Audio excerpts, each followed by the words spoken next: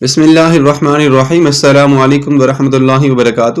محترم سامعین، مولانا روم رحمۃ اللہ علیہ اپنی حکایت بیان فرماتے ہیں جس کا عنوان ہے آنکھوں کی طلب۔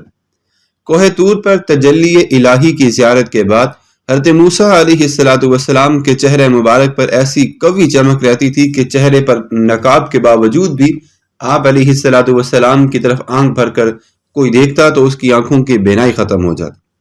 آپ علیہ السلام نے اللہ تبارک و تعالیٰ سے عرض کیا کہ مجھے ایسا نقاب عطا فرمائیے جو اس قوی نور کا سطر بن جائے اور آپ کی مخلوق کی آنکھوں کو نقصان نہ پہنچے۔ حکم ہوا کہ اپنے اس کمبل کا نقاب بنا لو جو کہ کوہ طور پر آپ علیہ السلام کے جسم مبارک پر تھا، جس نے طور کی تجلی کا تحمل کیا ہوا تھا۔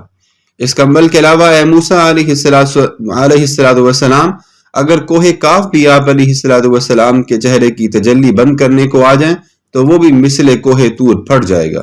الغرض حضرت موسیٰ علیہ السلام نے بغیر نقاب کے خلائق کو اپنا چہرہ دکھانے سے منع کر دیا، دیکھنے سے بھی منع کر دیا۔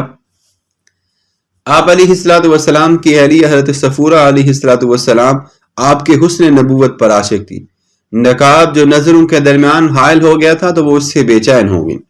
جب صبر کے مقام پر عشق نے آگ رکھ دی تو آپ نے اسی شوق اور بےتابی سے پہلے ایک آنکھ سے موسیٰ علیہ السلام کے چہرے کے نور کو دیکھا، اس سے ان کی ایک آنکھ کی بینائی سلب ہوگی۔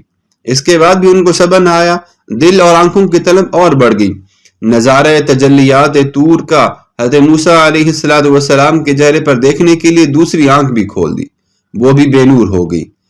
کہا جاتا ہے کہ یہ حضرت صفورہ علیہ السلام نے ایک عورت سے پوچھا کہ کیا تمہیں اپنی آنکھوں کے بے نور ہو جانے پر کچھ غم ہوا؟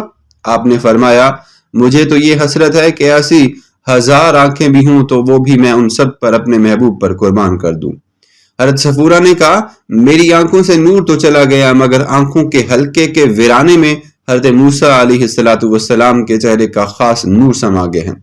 اللہ تبارک و تعالیٰ کو حضرت صفورہ علیہ السلام کی یہ ادا اور یہ سچی چاہت اس قدر پسند آئی کہ اللہ تبارک و تعالیٰ نے دوبارہ آپ کی آنکھوں کی بینائی واپس کر دی۔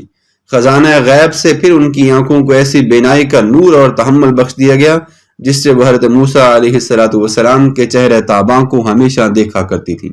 محترم سامعین، دیکھیں یہاں پہ یہ بات معلوم ہوتی ہے کہ اگر انسان کی طلب سچی ہو تو خدا کی طرف سے بھی مدد پہنچ جایا کرتی ہے۔